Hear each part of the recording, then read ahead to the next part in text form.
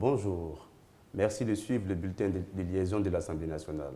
Ce rendez-vous, désormais hebdomadaire, permet de relayer les activités de l'Assemblée nationale, des députés et du personnel parlementaire. Au sommet de cette édition, l'audience du vice-président de l'Assemblée nationale. Le vice-président de l'Assemblée nationale, Oula Guelade Priva, a reçu en audience des délégués de l'Université Félix Houphouët-Boigny de Cocody. Diplomatie parlementaire, des députés ivoiriens de retour des missions reviennent sur leur séjour en Corée du Sud. M. Traoré Idrissa a pris part au séminaire international sur l'appropriation des objectifs du développement durable qui s'est tenu à Séoul. Ouvrons ce journal avec l'audience du vice-président de l'Assemblée nationale. Le vice-président de l'Assemblée nationale, M. Oula Guelade Priva, a reçu en audience le jeudi 30 août 2018, dans la salle de conférence des vice-présidents de cette institution, des délégués de l'Université Félix Houphouët-Boigny de Cocody. Au thème de celle-ci, les étudiants ont émis le vœu de voir leurs activités socioculturelles parrainées par le président de l'Assemblée nationale, Soroki Bafori Guillaume. Nous sommes passés cet après-midi à l'Assemblée nationale, rendu une visite de courtoisie à Monsieur le Président de l'Assemblée nationale, aussi profiter pour nous enquérir du fonctionnement de notre institution et solliciter Monsieur le Président de l'Assemblée nationale pour le parrainage de certaines activités que nous avons en vue à l'Université Félix Houphouët-Boigny. Nous avons jugé opportun de l'associer, lui qui ne fait que prôner donc, la réconciliation et la paix comme projet de société. Merci. Coopération interparlementaire. M. Traoré Idrissa, questeur à l'Assemblée nationale, était à Séoul, dans la capitale de la République de Corée du Sud, pour prendre part au séminaire international sur l'appropriation des objectifs du développement durable.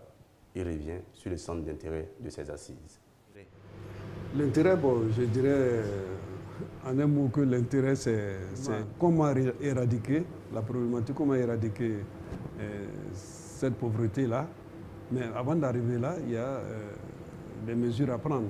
Voilà, il y a le financement classique, les objectifs du développement durable, et puis comment avoir des ressources nouvelles pour essayer de financer les ODD. Je suis le président de la plateforme parlementaire et de la gestion axée sur les résultats du développement.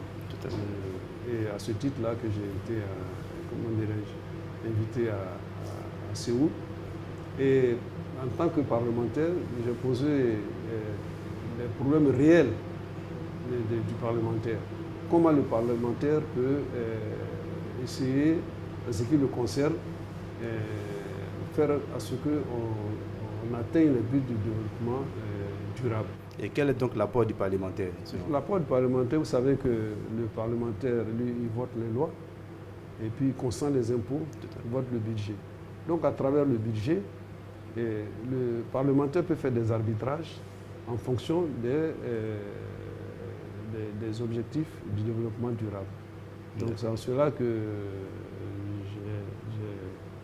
j'ai fait une communication en disant simplement que le parlementaire peut, sur le plan institutionnel, aider beaucoup à la résolution des objectifs de développement durable.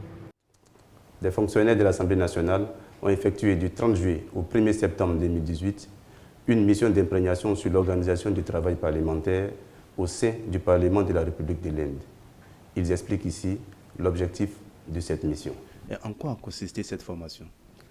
Globalement, on pourrait dire que cette formation a consisté à de nous imprégner dans le fonctionnement du Parlement indien. Donc, c'était une série de cours et puis des exposés de différents pays donc, qui venaient rendre témoignage de la procédure législative dans leurs différents pays. Nous avons été voir les sites touristiques. Nous avons été à Taj Mahal, c'est le patrimoine mondial qui est reconnu donc de façon mondiale. Vous savez, l'Inde est une fédération d'États et chaque État a conservé son Parlement, son Assemblée nationale.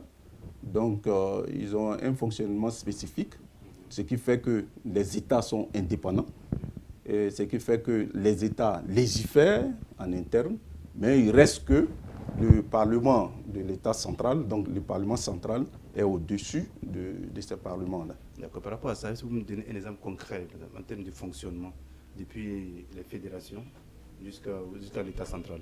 Donc, vous savez, au niveau de l'Inde, les assemblées territoriales ont compétence sur un certain nombre de questions. Et ces questions Il s'agit des lois qui légifèrent la vie dans l'État, l'État concerné. Maintenant, pour ce qui est des questions qui engagent l'Inde en matière, en matière économique, en matière diplomatique, en matière de conflit, donc ce qu'on appelle guerre, c'est vraiment l'Assemblée, ce qu'ils appellent Lok Sabha, l'État, donc l'Assemblée centrale qui légifère sur ces questions-là. La Confédération des syndicats des personnels des parlements africains organise du 26 au 29 septembre 2018 son assemblée générale. M. Adou Aliko Paul Moïse, le président du comité d'organisation, nous présente les enjeux de cette assemblée générale. Pour cette assemblée générale, vous avez choisi un thème vraiment important. Il s'agit du rôle et la place des syndicats des personnels des parlements africains. Pourquoi le choix de ce thème? Oui, on a choisi ce thème très pertinent parce que nous, syndicats qui sommes au cœur des institutions parlementaires, on doit pouvoir définir notre rôle. Parce qu'aujourd'hui, quand on parle du syndicalisme dans le cadre institutionnel, les gens sont étonnés de se demander mais pourquoi est-ce que dans les parlements, il y a des syndicats? Et dans les parlements, les gens se disent qu'aujourd'hui, au niveau des parlements, il n'y a que des députés qui siègent, qui viennent voter les lois, alors qu'il y a le personnel qui est là, qui a ses droits, qui a ses devoirs, qui a sa carrière à gérer. Donc ces syndicats-là ont un rôle à jouer pour pouvoir veiller sur la carrière du personnel, pour pouvoir choisir aussi un profil pour ces membres du personnel et aussi entretenir la bonne cohésion pour que les députés puissent travailler et aussi donner aussi les conditions de vie à ces membres du personnel. Donc, nous, syndicats de ces parlements-là, qu'est-ce qu'on peut apporter pour la bonne marche de ces institutions? Qu'est-ce que nous, on peut apporter pour que ces institutions parlementaires fonctionnent? Voilà. Voilà pourquoi on a choisi ce thème, pour qu'on puisse recentrer le débat, pour qu'on puisse sensibiliser les gens, pour que les gens sachent que ces syndicats-là sont des syndicats responsables, inscrits dans les institutions qui veulent réellement travailler tous à côté de ces parlementaires. Et quels sont les pays invités? Il y a 7 pays invités, et ces pays, je vais les citer. Il y a le Sénégal, il y a le Togo, il y a le Bénin, il y a le Niger, il y a le Burkina, la Guinée-Conakry et le Mali. Merci de nous avoir suivis et à la semaine prochaine.